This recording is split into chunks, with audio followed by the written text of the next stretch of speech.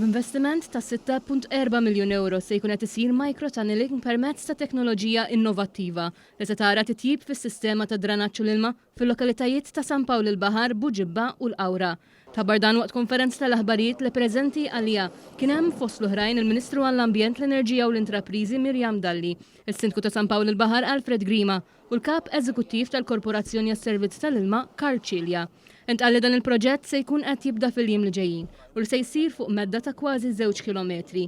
Il-Kap Eżekuttiv tal-Korporazzjoni għas-Servizzi tal-Ilma Karl Cilja spjega kif sabiex jitnaqqas l-inkonvenjent tar-residenti il-proġett ser juża teknoloġija ta' microtunneling li se jiddevja id-dranaġġ kollu mill-irħula dritt għall-mina.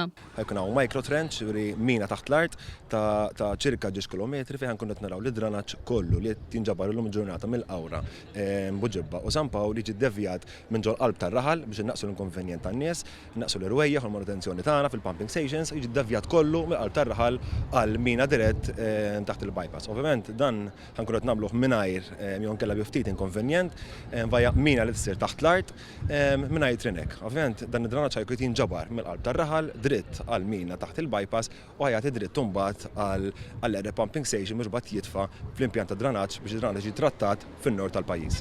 Waqal li dan hu biss proġett wieħed minn ħafna li se jsiru. Il-Ministru Dalli min-naħa tagħha spjegat li dan huwa proġett innovattiv, teknoloġija ġdida u li huwa wieħed bżonn już f'lokalità bħal din.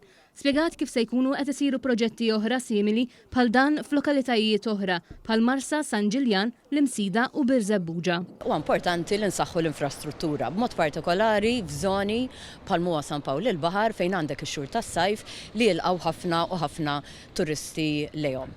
Għal dan il-għan il-Korporazzjoni għas-Servizzi tal-Ilma ser qed tara li tkun qed tibda dawn ix-xogħlijiet li mistennija jibdew fil-ġranet li ġejjin biex ikonna infrastruttura li tkun qed tilqa' għażieda fuq domanda. Mhuwiex l-uniku proġett li qegħdin nagħmlu, jiġifieri qegħdin naraw li jkunu għaddejjin proġetti oħra simili wkoll f'żoni oħra fejn inti wasmat li d-domanda tkompli tikber. Is-Sindku ta' San Pawl il-Baħar Alfred Grima spjega li dan hu investiment mhux biss fil-lokalità imma wkoll fir-residenti għax din il-lokalità ilha ma tara investiment bħal dan għal numru ta' snin. Il-pożittiv tiegħu dal-proġett huwa li ħajillimita bi kbir il-problemi għal-residenti billi sa tintuża teknoloġija ġdida li minflok tgħaddi miċ-ċentru tal-lokalità qed isibu wej oħra u għaldaqstant ikun bl-inqas impatt negattiv possibbli.